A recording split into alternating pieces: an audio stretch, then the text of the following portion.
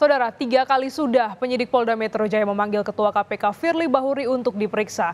Namun Firly mangkir dengan beragam alasan. Pegiat anti korupsi menilai tindakan Firly ini seolah menantang penyidik. Polisi pun didorong untuk menuntaskan kasus ini dengan transparan.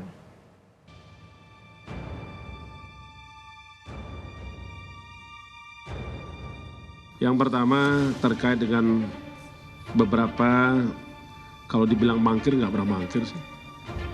Kenapa saya katakan tidak mangkir? Karena ketidakhadiran kita beri surat. Kita beri surat ke Biro Hukum, pendamping KPK, Korsup datang ke Polda Metro. Ini tidak pernah itu mangkir. 3 kali sudah Ketua KPK Firly Bahuri mangkir dari panggilan pemeriksaan penyidik Polda Metro Jaya. Pada panggilan terakhir, Selasa 14 November lalu, Firly tak hadir dengan alasan sudah ada jadwal klarifikasi dengan Dewan Pengawas KPK.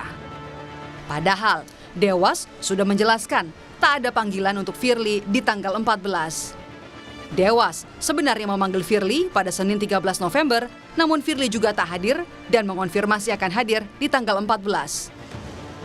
Kita sudah komunikasikan, tadi sudah saya sampaikan.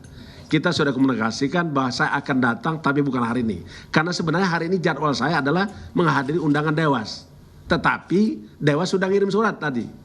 Bahwa hari ini beliau seluruh Dewas tidak ada. Ya kalau Anda mau ikut ke Dewas, saya mau ke sana ini setelah ini. Pastikan ada nggak? Benar-benar. Tapi surat yang sudah kita terima, di Dewas diagendakan berikutnya. Sedangkan untuk pemenuhan kehadiran saya di Polda Metro, itu pun sudah kami komunikasikan oleh karena hukum, nanti Anda ikuti. Dan waktu dekat ini kita akan hadir. Oke, memenuhi pemanggilan daripada Polda Metro Jaya. Jadwal pemeriksaan hari ini, tapi Firly... Loh, kan kami kan mengundang. Yang harus memberikan konfirmasi kan dari sana kan? Oke. Bener nggak? Berarti kemungkinan besar akan ada penjatuhan ulang pasca hari Selasa, Bu? Ya nanti kita lihat ya. Nanti kalau tidak hadir kan akan didiskusikan di Dewas ya. Polda Metro Jaya kali ini memanggil Firly Bahuri sebagai saksi dalam kasus dugaan pemerasan terhadap ex-mentan Syahrul Yassin Limpo pada 24 Oktober lalu. Namun, ia menolak diperiksa di Polda. Akhirnya, Firly diperiksa di Barreskrim Polri. Namun, Firly hanya hadir dalam pemeriksaan pertama ini saja.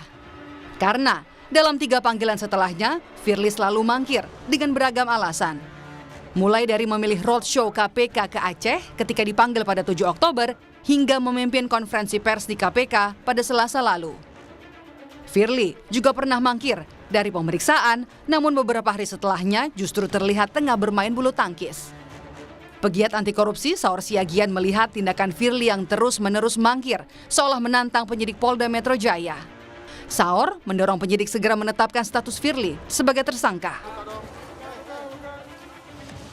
Kalau saya baca malah Firly Bahuri itu nantangin penyidik Polda. Saya tidak tahu bagaimana sangat terang benderang saudara Firly nantangin. Kalau kita lihat jarak Polda kemudian dengan Kuningan, saya pernah paling tidak 10 menit.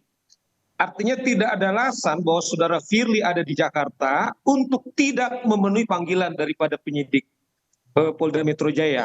Oleh karena itu saya dorong kalau memang penyidik sudah cukup bukti tanpa lagi diperiksa, cukup umumkan dia sebagai tersangka. Kalau Bang Saur, kejadian ini bisa menimbulkan dugaan adanya siasat dari Firly Bahuri tidak menurut Anda, Bang Saur?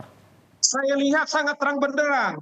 Jadi dengan ini ditunda-tunda, dia cari manuver-manuver, dia cari upaya-upaya untuk menggertak-gertak daripada kawan-kawan di Polda, meminta supaya diperiksa di Mabes, dia tidak pernah datang.